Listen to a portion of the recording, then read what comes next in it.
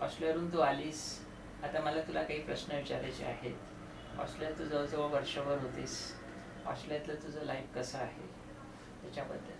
तर पहिला आणि अत्यंत महत्त्वाचा प्रश्न, तू एक सिंगल मुलगी म्हणून गेली होतीस.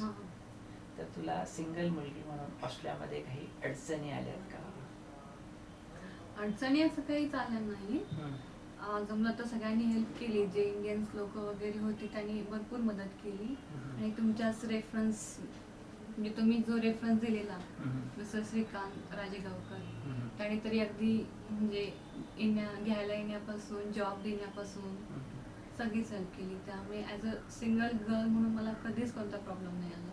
म्हणजे आणि नाही ऑझी लोकांकडून ना इंडियन लोकांकडे. म्हणजे असं आपण म्हणू शकतो की सिंगल मुलींसाठी सुद्धा ऑस्ट्रेलिया खूप सेफ आहे. खूप सेफ. आणि आजकाल आपण पेपरमध्ये, भारतातल्या पेपर्समध्ये नेहमी बातम्या येतात की ऑस्ट्रेलियामध्ये इंडियन्सला त्रास झाला, याला मारलं त्याला मारलं.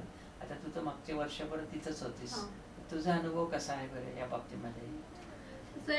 ते ऑस्ट्रेलिया म्हटलं तर फक्त इंडियाचे लोक नाही आहेत, भरपूर ठिकाणचे लोक आहेत. त्यांच्याबरोबर हा इन्सिडेंट होत नाही. अगदीच तुम्ही ॲटिट्यूड दाखवलं, त्यांच्या रूलच्या खिलाफ गेला तर ऑब्व्हियसली प्रॉब्लेम येणारच. म्हणजे थोडक्यात हे सगळ्यांसाठी खरं नाहीये.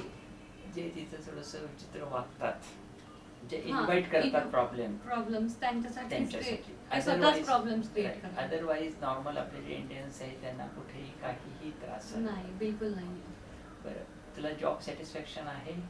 Job satisfaction. जॉब मधल्या वर्कप्लेसमध्ये सगळ्या फॅसिलिटीज वगैरे मिळतात. आपल्या भारतामध्ये कसं आहे की वर्कप्लेसला बऱ्याचशा फॅसिलिटीज नसतात. तर तुझ्या तिथल्याच्यामध्ये कसं वाटलं तुला जॉबच्या बाबतीमध्ये की ज्या काही फॅसिलिटी अपेक्षित असतात त्या मिळतात तिथं? द फर्स्ट थिंग की सॅलरी अकाउंटला ऑटोमॅटिक जमा होते. TFN नंबर तिकडे कंपल्सरी लागतो. TFN नंबर असेल तरच तुम्ही जॉब करू शकता. बरोबर. TFN नंबर असल्यामुळे ऑटोमॅटिक सेम डेला तुमची सॅलरी कधी डिले होत नाही किंवा कधी आदल्या म्हणजे एक दिवस आधी पण होत नाही.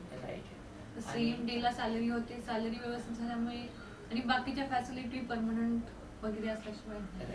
आता तू गेली होतीस खास काही सेव्हिंग करण्यासाठी, तर तुला असं वाटतं तुझ्याकडनं बऱ्यापैकी सेव्हिंग होऊ शकलं?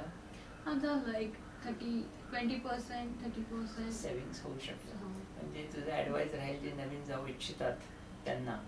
स्टार्टिंगला ऑब्व्हियसली 6 महिने सेट व्हायला फार स्ट्रगल करावं लागतं. बरोबर. त्यांचे ॲक्सेंट्स किंवा त्यांच्या ह्याच्यामध्ये मिक्स व्हायला, त्यांच्या कल्चरमध्ये मिक्स व्हायला, त्यांच्याशी कम्युनिकेट करायला थोडाफार टाइम लागतो.